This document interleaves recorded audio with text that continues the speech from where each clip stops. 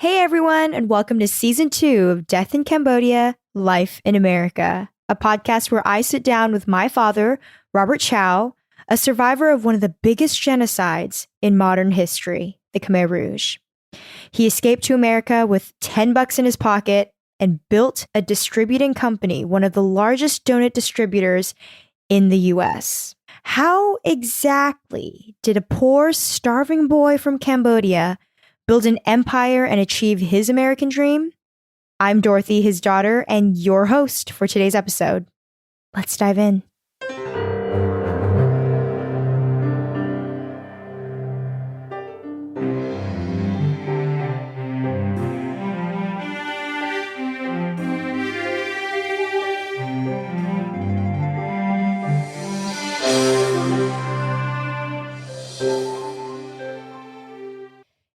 Hi guys, welcome back to another episode.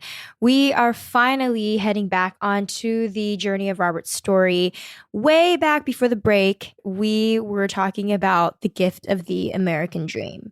Now, for the rest of season 2, we are going to be talking about Robert's journey on how he built essentially B&H Bakery Distributors and, if in Southern California, Golden Bake food products. But we're not just going to talk about his successes. I'm going to be asking Robert questions about the not so pretty sides of sacrificing your life for business, for work, I guess essentially for money. And so what does that mean? Sacrifices for the family? How did that make him feel? We're going to get onto both sides because one side is just as important as the other.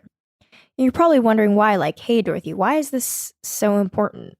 Well, to be honest with you, this is probably the first time that I've ever actually heard my dad admit that maybe sacrificing the family for work and for money really wasn't quite worth it. And that's really powerful because, I'm sure I'm not the only one who kind of grew up, I feel like, with an I guess not so present father and the resentment that kind of builds from that.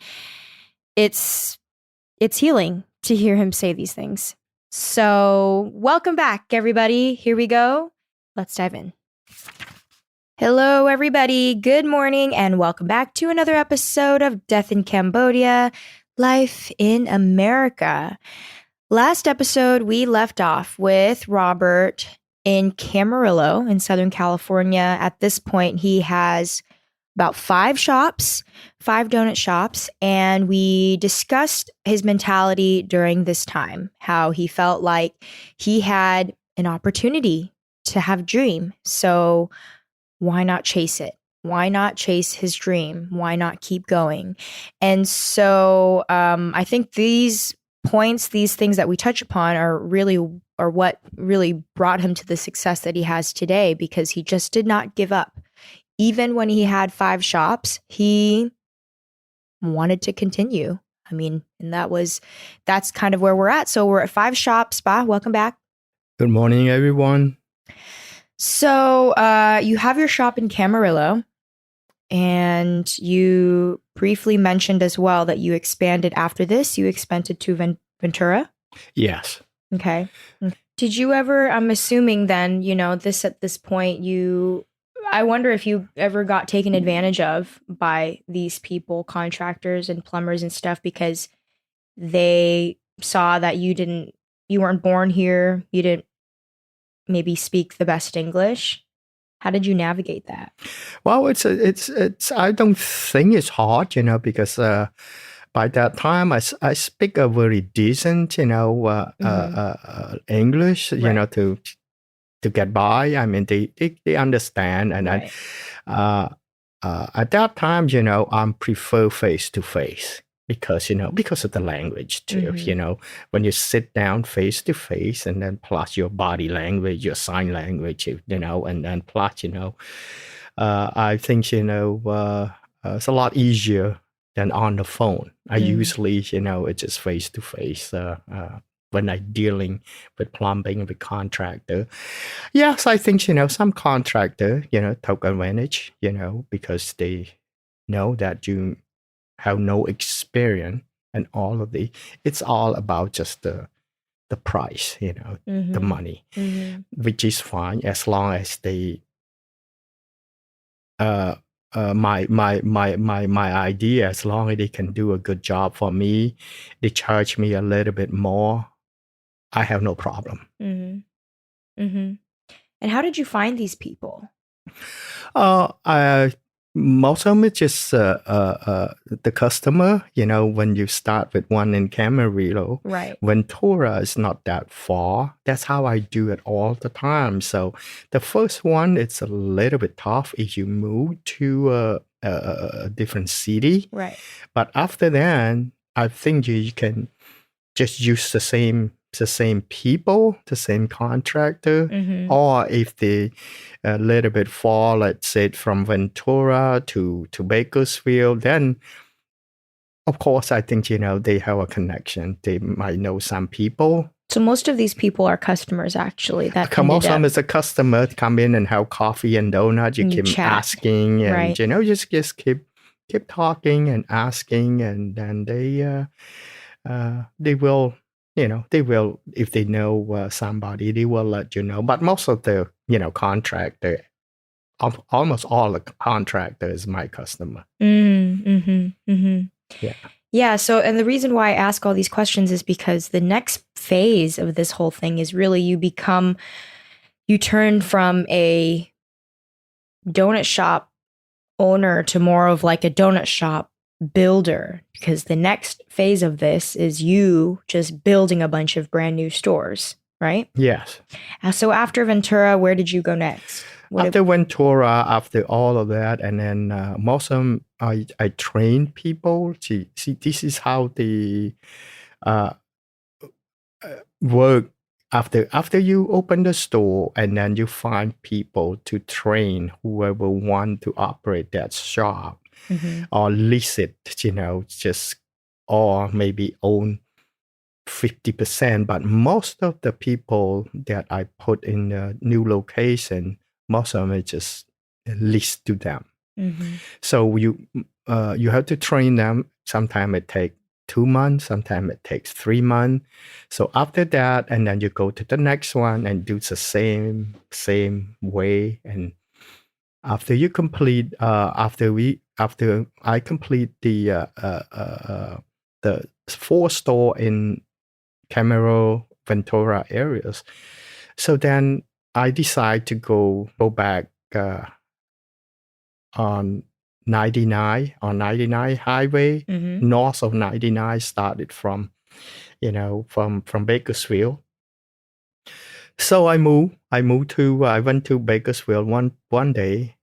When I have time, I usually do that. I'm driving around, to the small city, and then see how many donut shops do they have and what is the population, all of that stuff.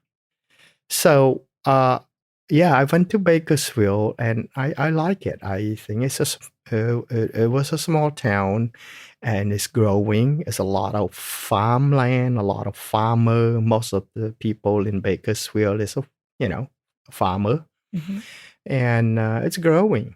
And then found one location, brand new shopping center, close to the freeway. That's very important when you build the donut shop at that time.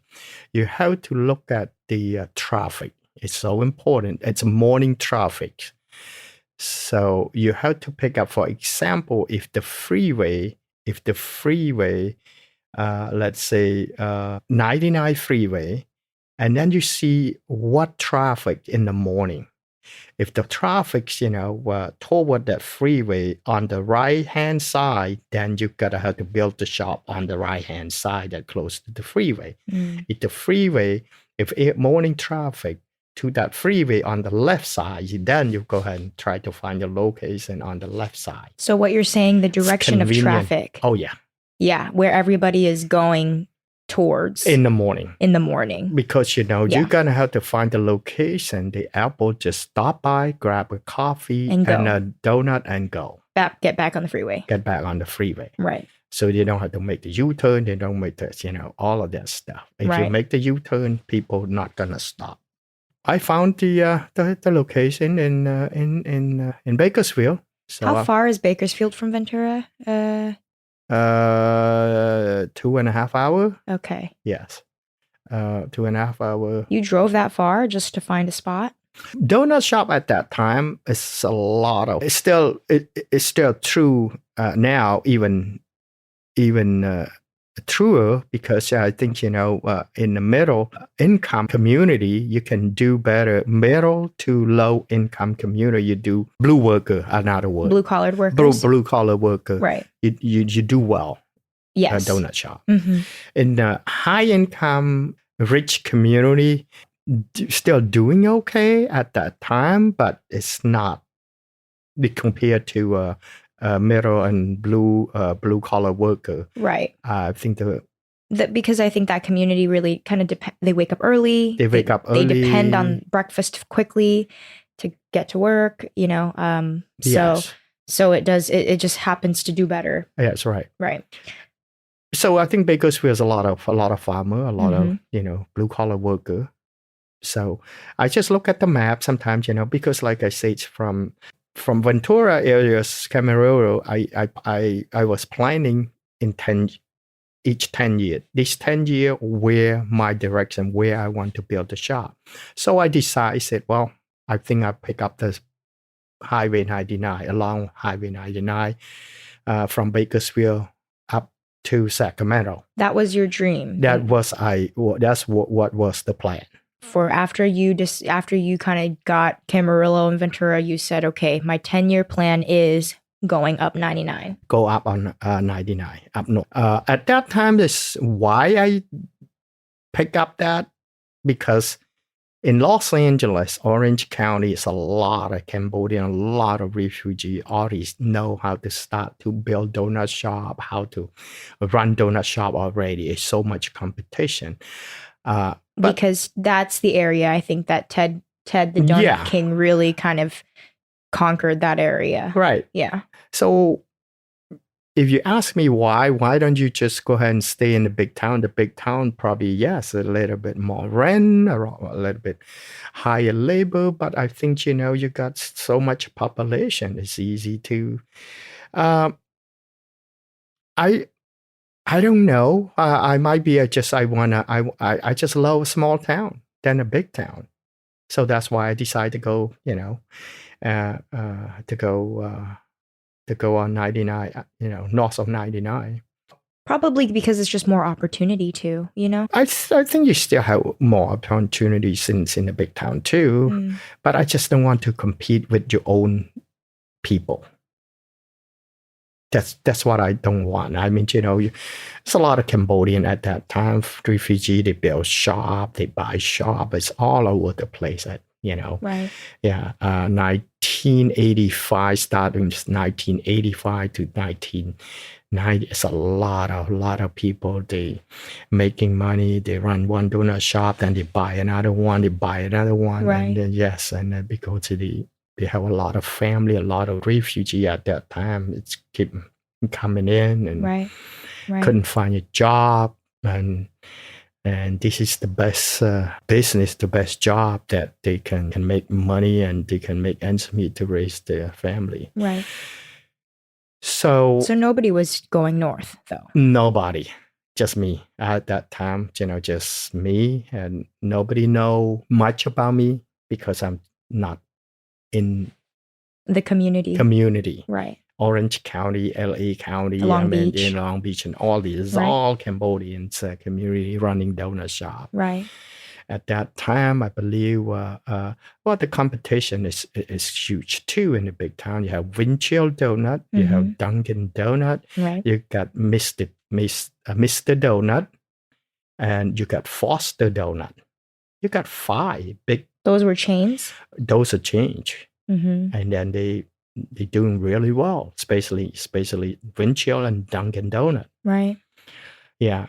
But I think, in around 1987, I'm not sure the year that exactly, but then it's so many donut shop, Cambodian donut shop popping out like a mushroom, growing every single, it doesn't matter, in front of Dunkin' or beside Dunkin', and they just go ahead and put donut shop.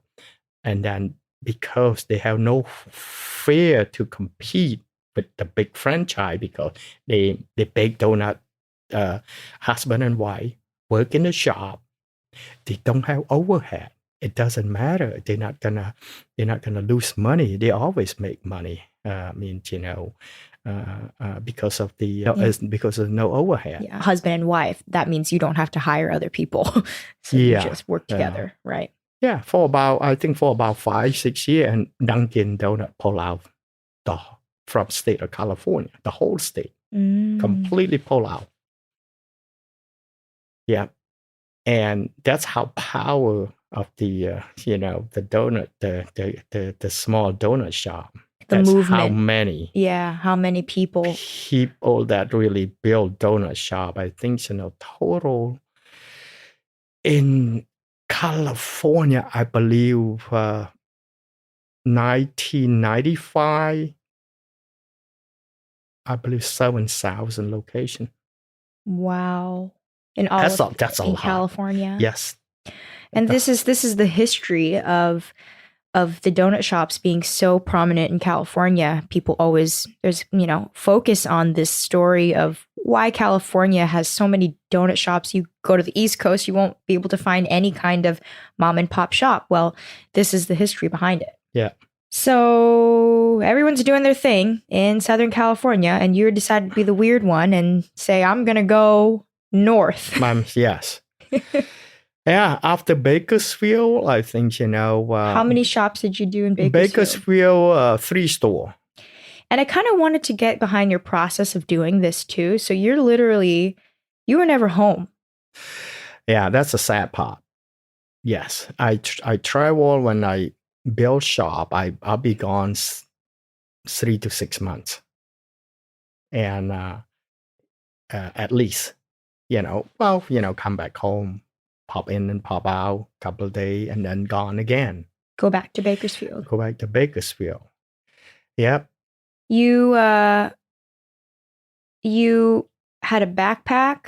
Yeah. Well, from how did you do that? When after Camarillo, Ventura, usually move the bed, move all of that. But after that, no, because it's just so much work. So when moved to Bakersfield, I'm just a backpack and 2 pot and a couple plate, and that's it. So when run the 1-bedroom apartment and a TV. That's from Bakersfield on. I'm just a backpack guy, and then just a car and a backpack and a backpack. Yeah. And you just rented for month to month until you... Yes, rented probably 6 months because that gonna need that, 3 to 6 months to build one shop, to train people. So it's easy to find people to train. Everybody just waiting, And I think Bakersfield, I found, Ming, my friend, right, when I was land in Portland, Oregon. Right. He was helping me a little bit, let me stay in his apartment for a couple of months. Right. So when I opened that Bakersfield shop, I called him, asked him, I said, hey, you want to just go ahead and try to do your own business and quit your job? And so he did. He did. I was training him only 1 month because the other 2 stores waiting. So I just pushed him to the limit. Right. But he did pretty good. He did pretty well. So we operated that shop for a long time. For a long time. Yes. In Bakersfield. Probably 15, 20 years. Oh, wow. Yeah. So, and then after Bakersfield, and then you moved to Fresno. Did you know how to cook for yourself during this time? Like, what did you... Oh, no, not really. What was your day to day was just wake up? Wake up, just try to get things done.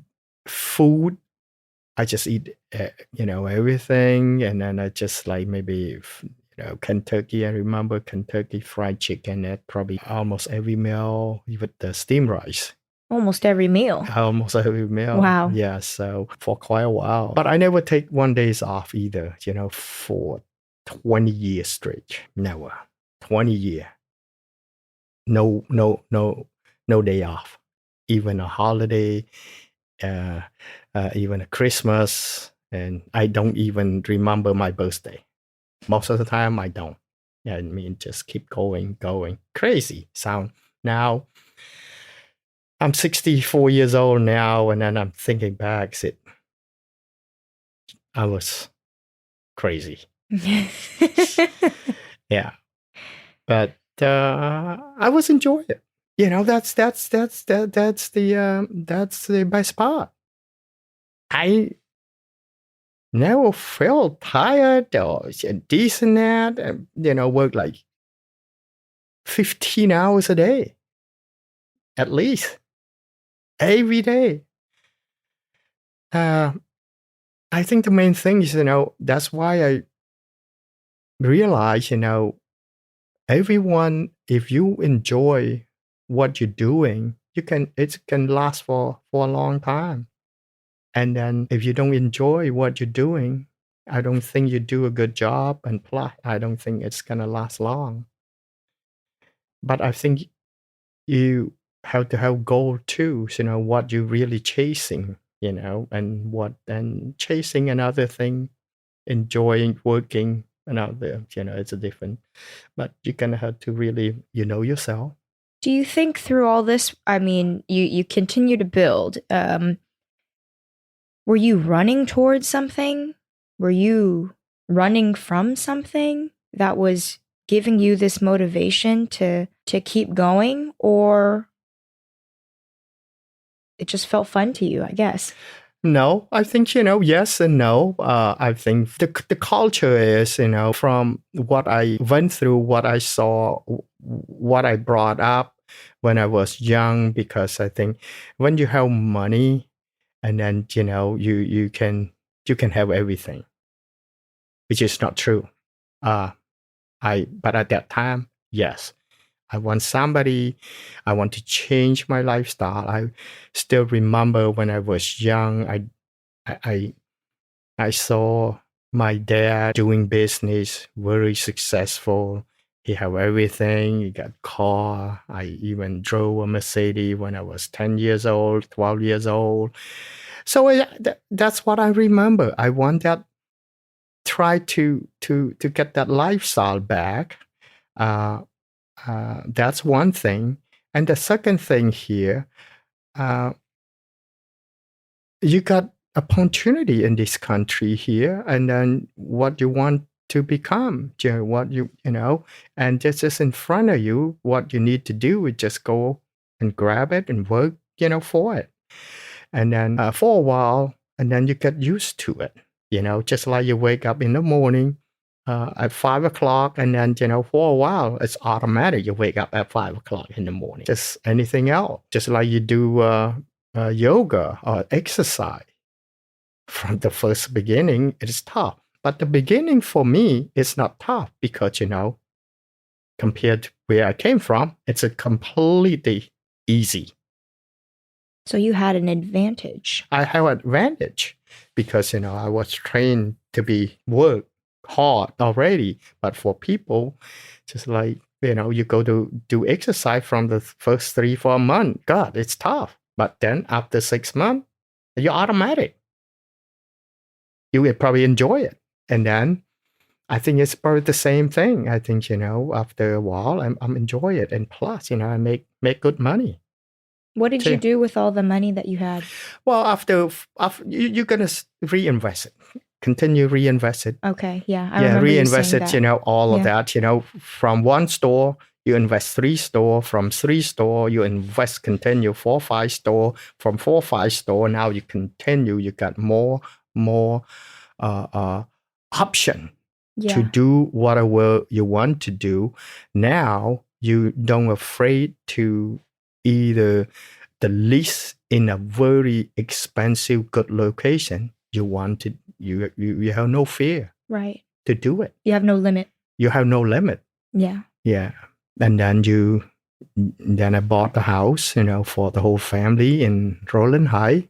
In Southern California, from the rental, To Roland Heights. to Hacienda Heights. Hacienda Heights. This was when you were in Bakersfield. I was in Bakersfield. And you had at that point good financials enough to get a home. To put down a home for the whole family. And then I got four siblings. So I gonna have to raise my 4 siblings too, you know, 2 brothers and 2 sisters, and mom and dad. So because I'm the oldest one, so feel like I'm responsible for the family, for everybody. Were they ever like upset that you were never home? Yes and no, because you know when you at that time I have two kids, you know, Chichi. Go and later on how you know, and I remember very clear that you know the Monica, every time I come home she just, you know, she's cry. When she look at me as a stranger, and she cry because you were gone for like 6 months at a time. 6 months, 8 months. It was tough with the family, but I think, you know, but they all live with grandma and grandpa, with uncle and auntie. I think, you know, all in one house. That helped too. But you cannot have everything. You kind of have to sacrifice one thing to get another. That's what you've learned. Yeah. That's what you've learned. Yep.